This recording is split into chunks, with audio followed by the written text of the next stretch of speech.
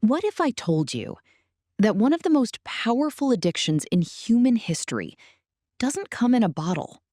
It doesn't come in a pill. It doesn't come in a cigarette. It doesn't require a dealer. It doesn't require breaking the law. And perhaps the most surprising part, billions of people carry it with them every single day. In their pocket, on their desk, beside their bed, and maybe in your hands right now. A device so ordinary, so familiar, that most of us rarely question it anymore. The smartphone. And inside that small device exists something even more powerful, something capable of capturing the attention of billions, something capable of making a person say, "I'll just check for a minute," and then somehow an hour disappears, 2 hours disappear, sometimes an entire evening disappears. Social media. Think about it. Have you ever opened a social media app simply to check a notification? Just one notification. And then, minutes later, you're still scrolling. Video after video, photo after photo, post after post, without any clear goal, without knowing exactly what you're looking for. And when you finally stop, you don't always feel satisfied. Sometimes you feel tired, drained, or strangely empty. And yet, the next day, you do it again. Why? Why is social media so difficult to put down? Why do we keep returning to it, even when we know there are more important things we could be doing? Is it simply a lack of self-control? Are humans naturally weak? Or is something much deeper happening inside the human brain? Tonight, we are diving into one of the most influential forces in modern life, a phenomenon involving psychology, technology, evolution, attention, and one of the most powerful chemicals in the human brain. This is the story of why humans can become addicted to social media. Let's begin with a surprising fact. The human brain did not evolve for social media. There was no Instagram, no TikTok, no Facebook, no X, no YouTube Shorts, no endless feeds, no notifications. For nearly all of human history, none of these things existed. Yet the brain inside your head today is still running software that evolved tens of thousands of years ago. Ancient software, designed for a completely different world. Imagine living 50,000 years ago. Information was valuable, extremely valuable. Knowing where food could be found might save your life. Knowing which people could be trusted was critical. Knowing what was happening around your tribe increased your chances of survival. As a result, humans evolved to become information-seeking creatures. We are naturally curious. We want to know. We want to understand. We want updates. Curiosity helped our ancestors survive, and that same curiosity still exists today. The problem is, social media provides information without limits. It never ends. There is always another post, another video, another update, another notification, another piece of information you haven't seen yet. And the human brain loves that. But curiosity is only the beginning. The real story involves a chemical called dopamine. You have probably heard dopamine described as the pleasure chemical, but that's not entirely accurate. Dopamine is less about pleasure and more about anticipation, motivation, reward-seeking, expectation. The desire to pursue something potentially valuable. Imagine an early human searching for food. Finding food triggered dopamine. The purpose was simple. The brain wanted to encourage behavior that increased survival. Find food, get rewarded, repeat. Thousands of years later, the same system remains. Only the rewards have changed. Instead of searching for berries, we search for notifications. Instead of finding food, we find likes, comments, messages, followers, views, and entertaining content. Every time you refresh your social media feed, your brain experiences something surprisingly similar to pulling the lever on a slot machine. Maybe you'll find something exciting. Maybe you won't. You don't know. And that uncertainty is exactly what makes it powerful.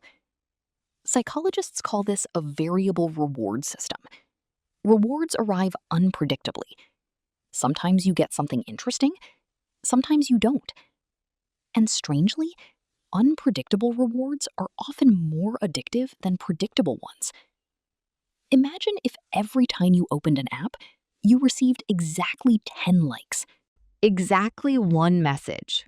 Exactly the same content. Eventually, you would become bored. But social media doesn't work that way. Every refresh contains possibility. A funny video, a surprising post, a shocking story, a message from someone important, something new, something unexpected, something rewarding. And your brain keeps hoping the next swipe will deliver it.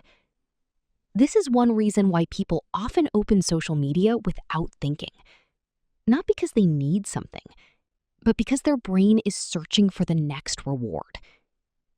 Now let's talk about something even more powerful: the human need for social acceptance. For most of human history, survival depended on belonging. Humans were never the strongest animals. We weren't the fastest. We weren't the most dangerous. What made us successful was cooperation. Groups, tribes, communities, relationships. Because of this, being accepted by others became extremely important. Thousands of years ago, being rejected by your group could be dangerous. In some situations, it could even be life-threatening. As a result, the human brain evolved to care deeply about social status, approval, reputation, belonging, acceptance. Social media taps directly into this ancient system. Likes, comments, shares, followers, views. All of these act as social signals.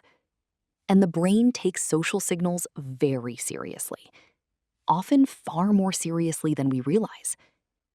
When a post receives many likes, the brain interprets it as approval. When a post receives little attention, the brain may interpret it as rejection.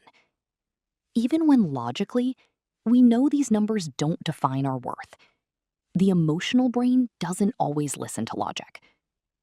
Then there is another powerful force: social comparison. Before social media, most people compared themselves to a relatively small number of individuals: friends, neighbors, coworkers, classmates, maybe a few dozen people. Today, within minutes, we can compare ourselves to thousands, even millions. We see their vacations, their success, their relationships, their achievements, their homes, their lifestyles, their best moments. And without realizing it, our brains begin comparing. The problem is that we are often comparing our ordinary reality to someone else's highlight reel, and that is not a fair comparison. But perhaps one of the most important reasons social media is so difficult to leave is because it never ends. Think about a book. There is a final page. Think about a movie. There is an ending. Think about a sports game. There is a final whistle. But social media? There is no ending, no final page, no finish line. The app never says, "Congratulations, you've seen everything." Because there is always more, always another post, always another video, always another update. And the human brain struggles with unfinished things. Psychologists call this the Zeigarnik effect. the tendency to remember incomplete tasks more than completed ones. Social media creates the perfect environment for this effect. The feed never ends. The information is never complete. The content never stops. As a result, your brain always feels there might be something else worth seeing. Just one more swipe. Just one more video. Just one more minute. But perhaps the most surprising truth is this. Social media is not really selling content. It is selling attention. Your attention.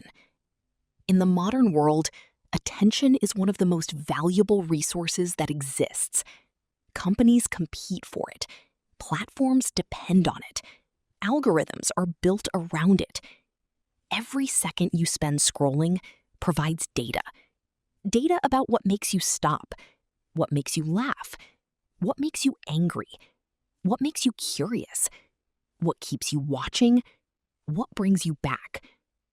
Over time, the algorithms become increasingly effective at understanding you, sometimes more effective than you realize. But does this mean social media is entirely bad? Not at all. Social media can connect people, share knowledge, build communities, create opportunities, support businesses, spread ideas, and allow humans to communicate in ways that previous generations could never imagine. The problem is not the technology itself. The problem begins when technology starts controlling our attention instead of us controlling the technology. Because in the end, people are not truly addicted to screens. They are not addicted to apps. They are not addicted to the internet itself.